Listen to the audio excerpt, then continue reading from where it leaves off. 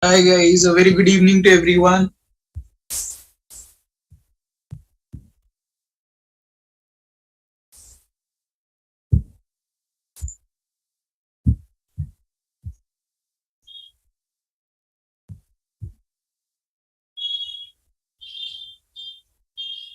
Awesome then. So before we start with anything, I would like you all to attempt this question number 8, which is on screen. We'll discuss first of all this particular question and then we'll move to the three-dimensional geometry. Quickly try it out and then let me know your answer. And the answer will be in terms of pi. So for that, just simply write pi as pi in the chat box. Try it out, post your answers in the chat box.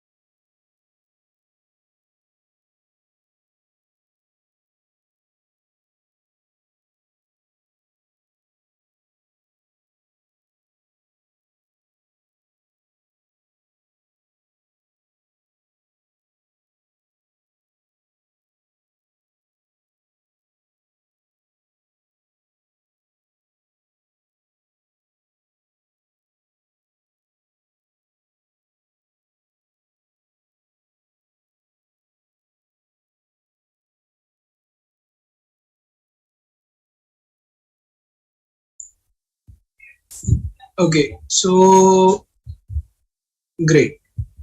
Tanuja has 25 pi. Sorry. I wrote 5 pi 8. Jyoti has 25 pi minus 36. Sandeep also has the same. And what about Aman and Sushmita? What are your answers?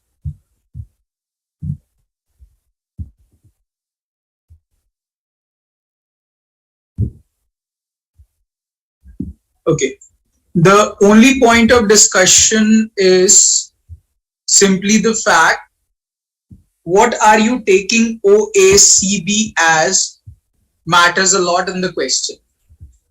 Now, if you think OACB to be the square, your answer will automatically go wrong because you are assuming it to be square. It is not given as square. So, Jyoti, simply understand the question very well. It says in the figure above, O is the center of the circle and the length of the arc BCD is 5 pi units. Now we know theta over 360 times 2 pi r is the formula wherein it is given to us as 5 pi. So simply this pi and pi gets cancelled out. Theta, which is the center, be 10. If the radius turns out to be 10, that means this complete will be 10. And it is also given that ED is 4 units. So this will become 4. So this is 4, then automatically OE will become 6. But unfortunately, OACB, if you consider it to be a square, OACE. OACE, if you consider it to be square, then you will go wrong. So in this scenario, basically what you need to understand is OD is given to us as the radius. Similarly, OB is also one of the radius. Similarly, if I join OC, that will also turn out to be the radius of the circle. So if I join O with C, which is the radius of the circle, which is going to be 10 units, the triangle OEC. The hypotenuse is 10, base is 6, so the perpendicular in this right angle needs to be 8, and henceforth it will become a rectangle, not a square. The only point out here is all the 4 angles are given to us as 90 degree, which is the property of a rectangle. So therefore, now we are expected to find out the area of the shaded region, which is going to be area of sector minus area of rectangle. So that's the only point. If you take it as a square, automatically it will go wrong. So area of sector will be theta over 360 times pi r square minus area of rectangle, which is going to be 6 into 8. So this will become 25 pi minus 48 as the correct answer to the question. So guys, clear about the question?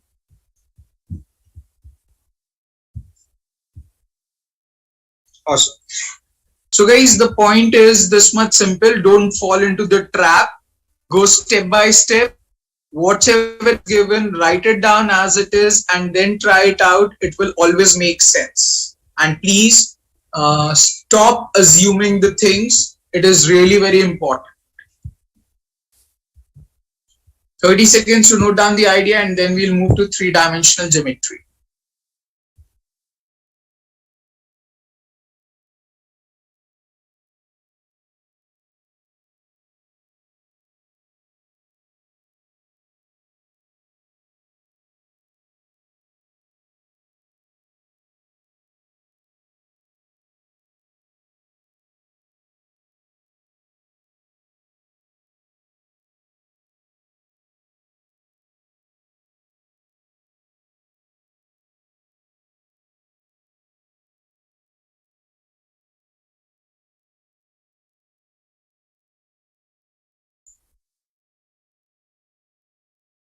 Okay guys, moving on.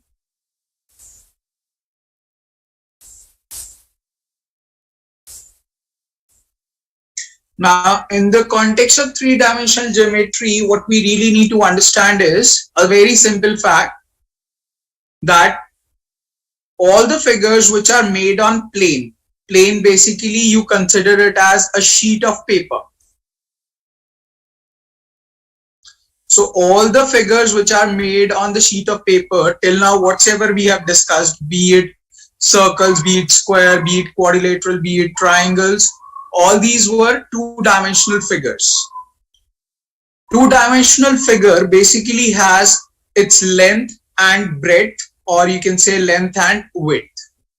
But in case of three-dimensional figure, it has length, it has breadth or width, and it has height as well. So in case of two-dimensional figures, we basically consider as XY plane. That is basically the coordinate plane wherein you make it telling you that it has length, it has breadth, it has height. That's the idea altogether. Just to give you the reference, I would say square is a two-dimensional figure, rectangle is a two-dimensional figure, and its three-dimensional is going to be cube and cuboid. So we are going to start with the discussion of cubes and cuboids.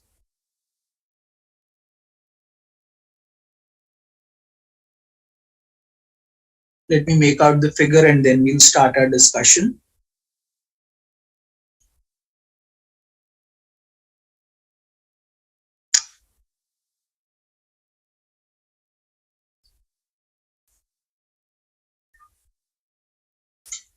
So basically what we are going to do is we are going to assume one thing, that is the room in which we are sitting, we are going to consider one time it as a cube and the other time it as a cuboid. Now what I'm trying to make you assume is, just a second. So what I'm trying you to assume is that the room in which you are sitting, you have a wall in front of you, you have a wall on the back of you, you have a wall on your left, you have a wall on the right. You have a top, ceiling, and you have the bottom on which you are sitting. So basically if you analyze, this is a cube, this is a cuboid. So if you analyze, be it a cube or a cuboid now, doesn't matter, you will always have 6 faces of it. One on the right, one on the left, one in front, one at the back, one at the top, one at the bottom. What's a cube? Cube is a figure in which all the dimensions are same, all the sides are same, all the edges are same. Cuboid is the one in which we have length, breadth and height, wherein this is called as length, this is called as breadth, and this much is called as height. That's why it is basically known as a three-dimensional figure. If you notice, let me consider this as vertex A, B, C, D, then E, F, G, H at the back. So you'll notice that be it a cube or a cuboid, it will always have 6 faces, 8 vertices. You can count A, B, C, D, E, F, G, H. And it will have 12 edges. So what is an edge? AB is the edge, BC is the edge, CD is the edge, AD is the edge, EAD is the edge, FC is the edge, EF is the edge, HG is the edge. So edge is basically the side if you consider.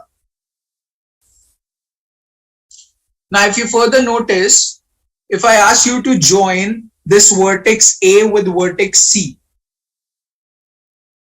if you join the vertex A with vertex C, you will encounter the fact that ABCD is the front face and I have joined A and C. That means AC will become the face diagonal.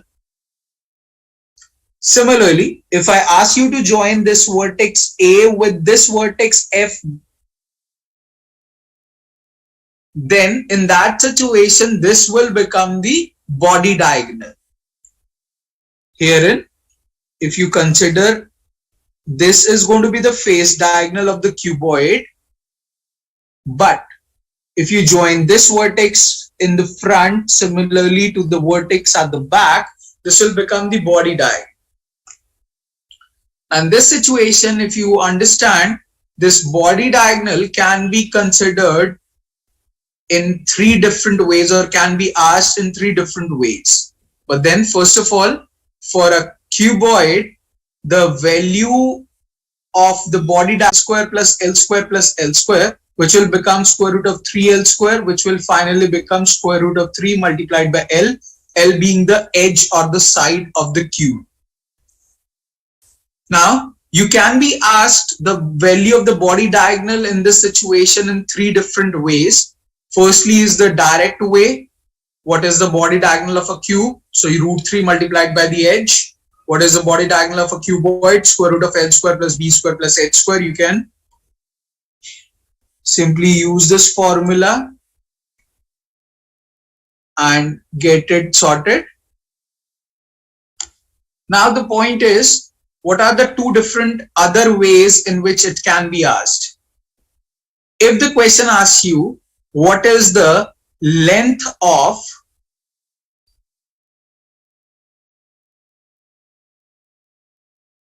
longest rod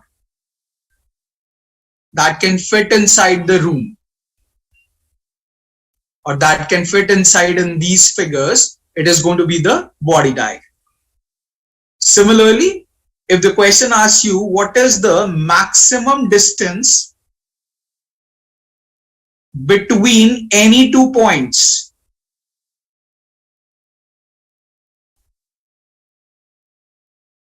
so the maximum distance between any 2 points is again going to be the value of the body diagonal.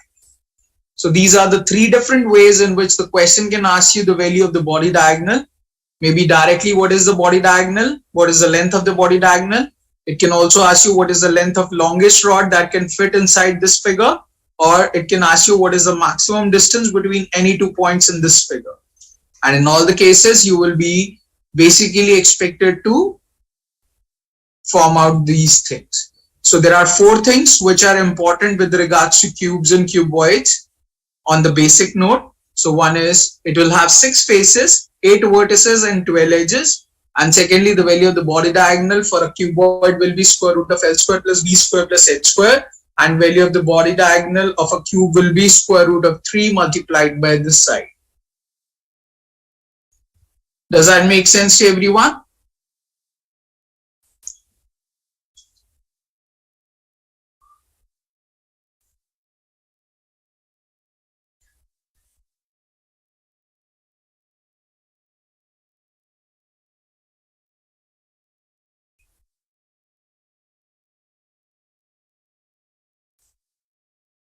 Awesome.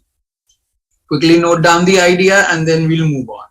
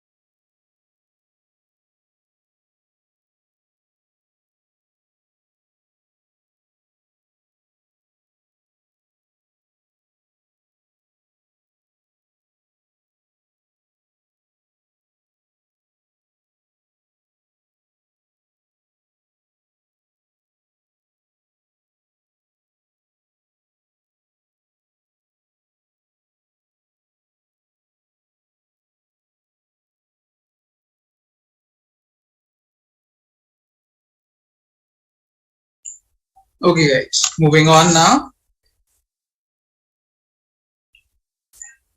So you must have seen the theory part, and in that theory part you must have seen this table as well. So this is what I was talking about earlier. This is the second table which you are expected to learn as it is, and it includes all the formulas which are associated with the figures. But yes, we are going to talk about certain figures well in detail, and we are also going to talk about the concept of volume in GMAT. So let us begin with it. Now, first of all, we are going to compare the two figures, that is cylinder and cone. Now, cylinder when it is standing upright will look like somewhat this way, and cone when standing upright will look like this way.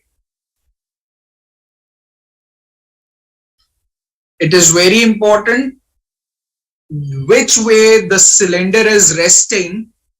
You need to look at that. So if it is standing upright, this is the position, and if it is not standing, then it will be this way. So this is different from this figure. Difference is only it is resting on the circular base, and this is not resting on the circular base. This is standing upright, this is not standing upright. The connection between a cone and a cylinder is, if you see, both have the same circular base, but out in the cone it is converging to a point at the top, but in the cylinder it is going straight up and it is ending at a circular base only. So in the case of cylinder, there are two circular bases which are connected end to end, but in case of cone it is converging to a point on the top. When we talk about volume, so volume of a cylinder goes by the formula pi r square h, but the point is, how do we get to know that it is pi r square h?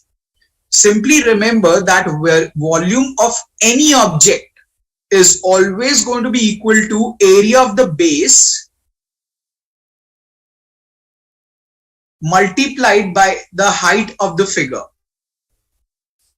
Now, if you further notice, this cylinder is resting on a circular base. So therefore, area of the circle will be pi r square multiplied by the height of the figure, which is h, gives you the complete volume as pi r square h. And that's how you get the volume of the cylinder with the formula pi r square h.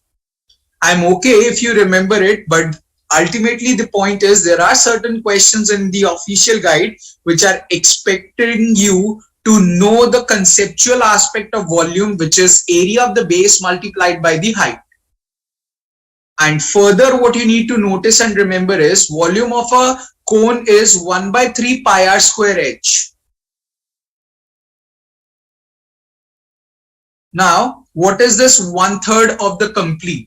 If you notice, pi r square h was the complete volume of the cylinder, and because in cone every point is converging to a point on the top, so if the radius and the height of the cone is same as the radius and the height of the cylinder, then in that case the volume of the cone will be 1/3 of the total, and that is why it is going to be 1/3 pi r square h. That means in every case wherein the points are converging to a point on the top, the volume of that object will always get multiplied with 1/3.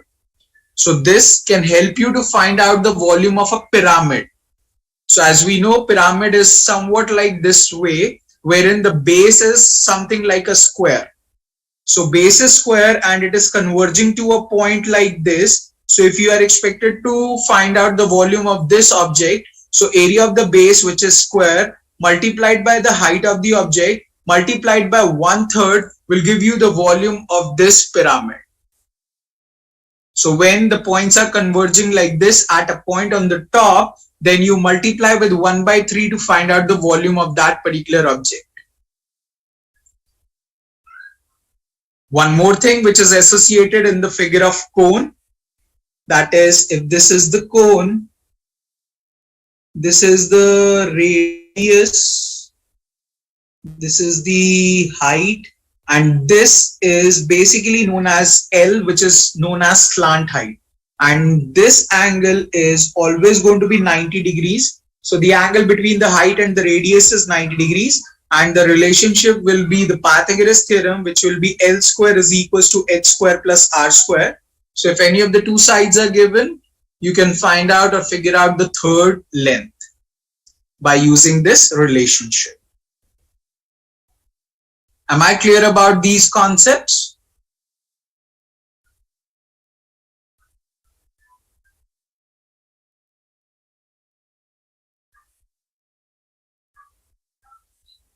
Great. First of all, note down these ideas, and then I'll talk about one more thing associated with the volume. But first, note down this.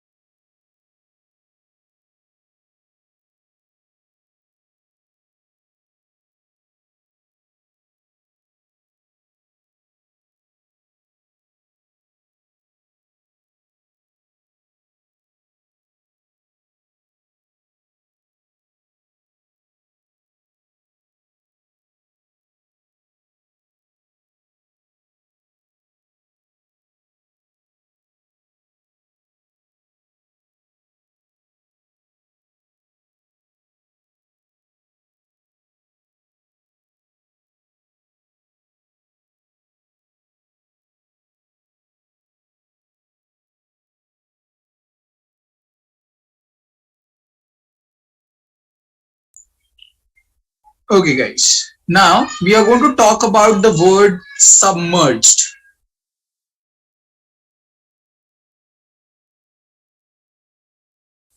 Now, what is the meaning of the word submerged? Somewhat it is associated with science, but I'll just keep it simple like we do. When a particular object is dipped into liquid, that conceptually is known as submerged. So let's say basically put a ball inside this liquid. A ball basically is going to represent a sphere, and when you put inside this liquid the ball, the liquid level will definitely rise. And this rise in the volume is basically going to be just because of dipping that particular ball in the liquid. And dipping the ball in the liquid is basically known as submerged. So ball has been completely submerged into the liquid. Now, if you focus on the dotted lines, you will encounter this fact that it was already filled to a certain volume up till this way, and there was rise in the volume, and it has now gained some height and it has reached somewhere here. That means if you just focus on the form, you will encounter the fact that the radius will be this much and height is what is unknown out here, because we have dipped the ball in the liquid and the liquid level has risen. So you can clearly say this fact that rise in the volume is always going to be equal to the volume of the object which has been submerged.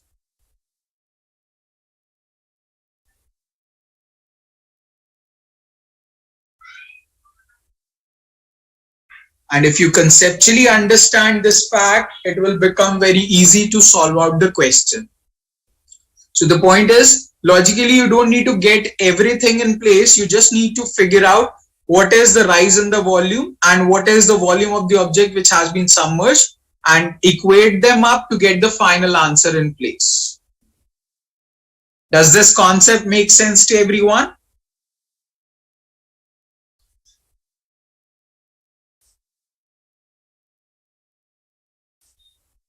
Great, then quickly note down the idea, and then we will move on and discuss the rest of the portions from the formula sheet.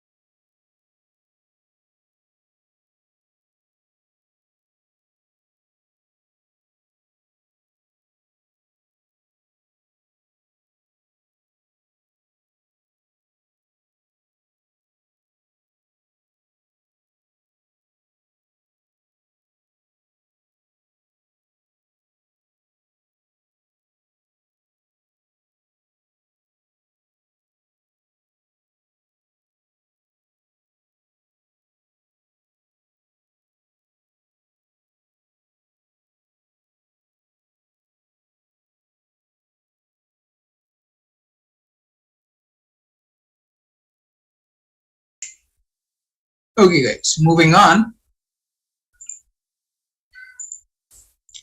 Now on this sheet, means on this particular point, I'm not going to waste your time talking about the formulas. I'm going to talk about the details associated out here. So simply remember, when you melt something and then recast into some other thing, then in that case, what you simply do is you equate the volume of the object, because volume of the melted thing will always be equal to the volume of the thing which has been recasted. So in the case of melting of a sphere, you will be using the formula for volume. Similarly, when you are cutting something and then making out certain objects out of it, so let's say there is a cube which you have cut into smaller cubes. So out here, what will happen is that volume of the big cube is going to be equal to the number of smaller cubes formed multiplied by the volume of each small cube.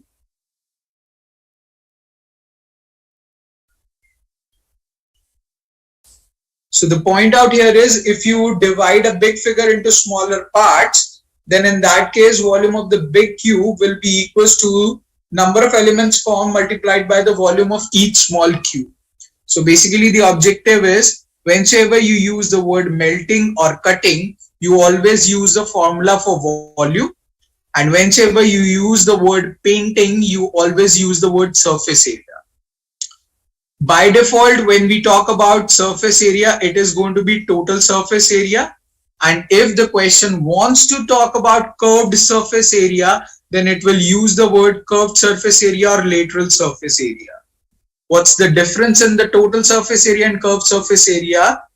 Basically, area of four walls. As we have discussed, area of four walls is going to be curved surface area of the cube or a cuboid. And if you talk about area of all six faces, that's going to be total surface area. So that's the difference in curved surface area and total surface area. Basically, in case of total surface area, we consider the top as well as the bottom.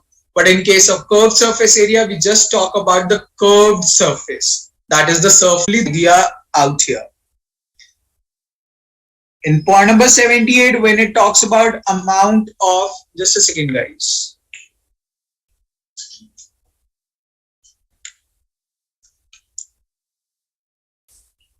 In point number 78, when he's talking about amount of cloth required for a conical tent, so here it is actually talking about the curved surface area. Because when you form out a tent, you don't place anything at the bottom, the tent is only at the top. But if it asks you to place the flooring as well, then it's a separate story. Surface area cube is direct. Amount of air inside the conical tent relates to the concept of volume. So amount of air, amount of water inside something, or mass of something, that all relates to the concept of volume.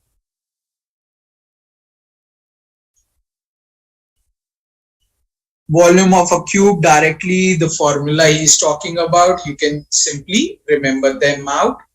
So these are the conceptual basics which you needed to know with regards to the words being used in the question. Am I clear about the points?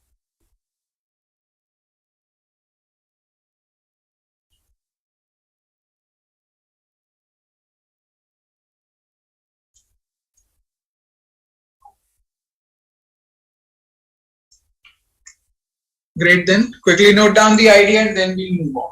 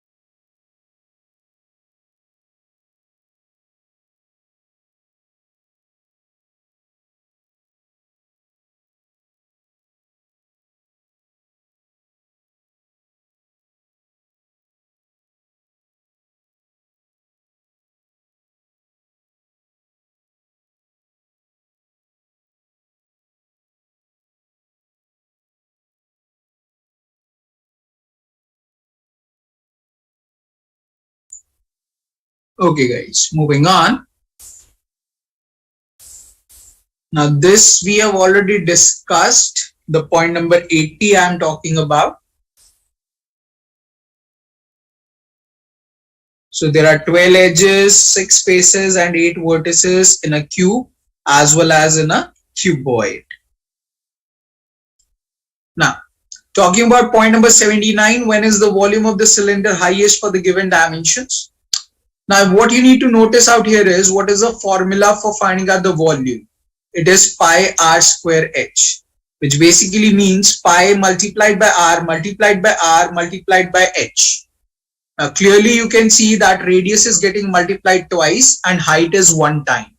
So obviously when radius gets maximum, the volume of the object will get maximum because time. That is why you can simply say, when the volume of the cylinder highest for the given dimensions, the volume of the cylinder will be highest when the radius is maximum.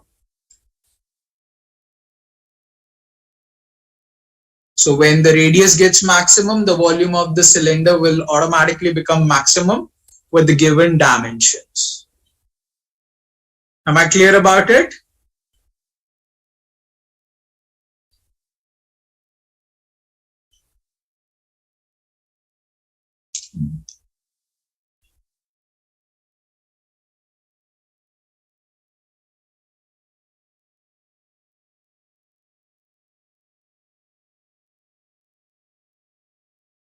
Great. Quickly note down the idea and then we'll move on.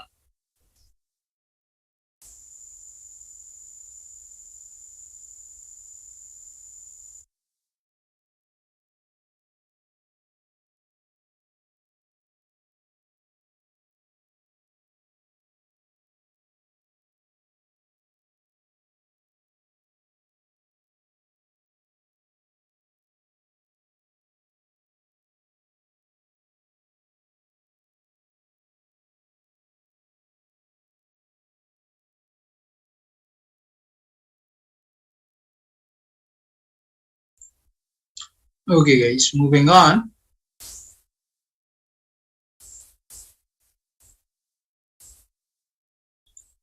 So this we have already discussed. What's the maximum distance between any 2 points in a cube? So it's going to be the body diagonal. That will be root 3 multiplied by the edge. And a room is 10 by 12 by 15, which implies it's a cuboid. What is the longest rod that could fit in it? So it's going to be square root of L square plus B square plus H square. That will be square root of 10 square plus 15 square. We can solve it out and get the answer in place.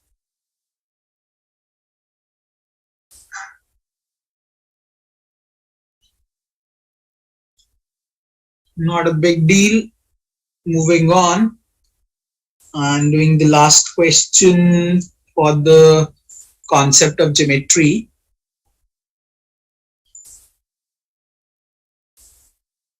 So guys, try out this particular question and then we'll discuss at length. Post your answers in the chat box.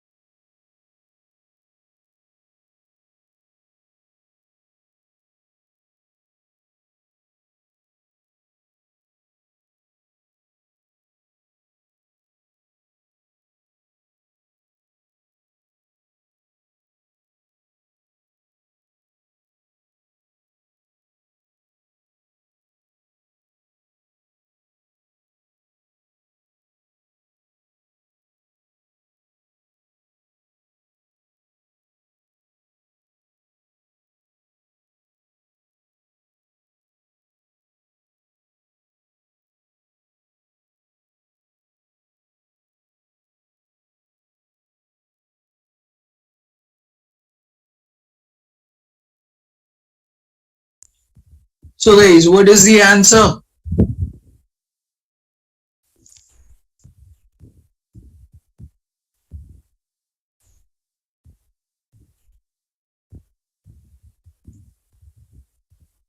By chance, if you were unable to solve the question, write unable to solve.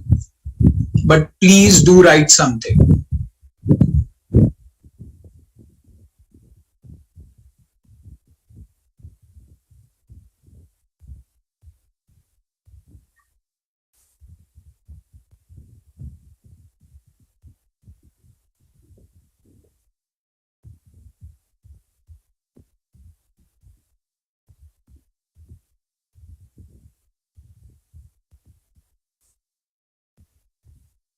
Okay. Okay. Look at the screen. Understand the question. It is a right circular cylinder with radius 6 units and height 10 units is placed upright. That means it will be something like this and is filled up to 2/5 of its volume. So it is already filled to a certain volume like this.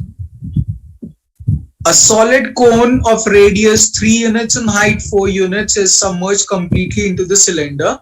So there is a solid cone which has been submerged into it. And because of this cone, this liquid level will definitely rise. What is the increase in the height of the water level? So now what you need to understand is that a new cylinder formed with the dotted lines is going to represent the rise in the volume.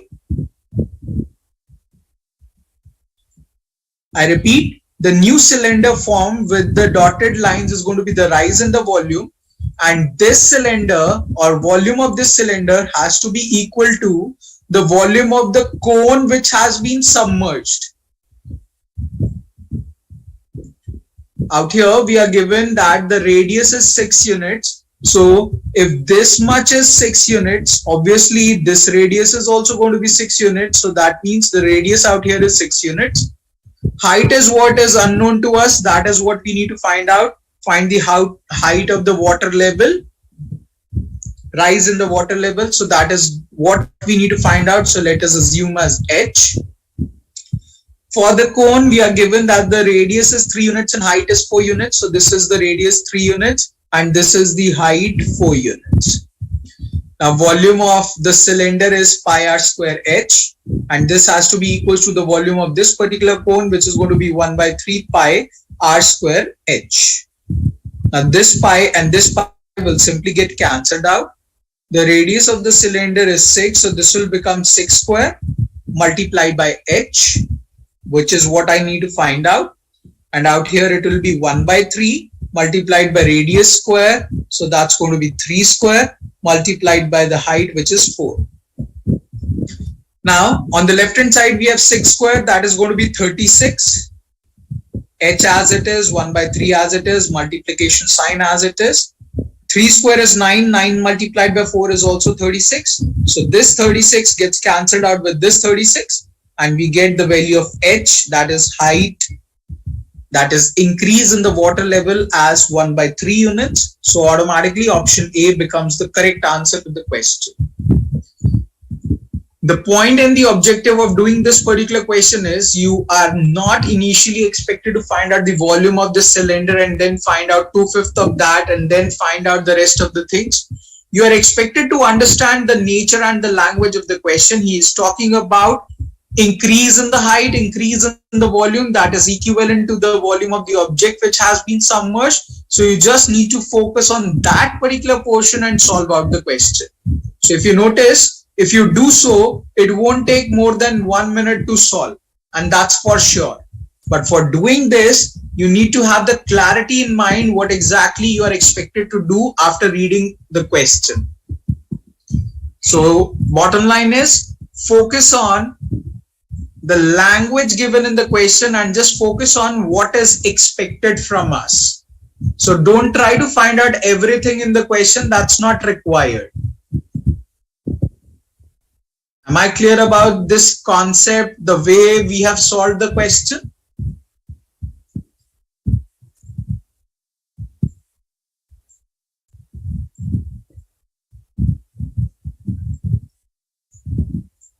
Awesome then. 30 seconds to note down.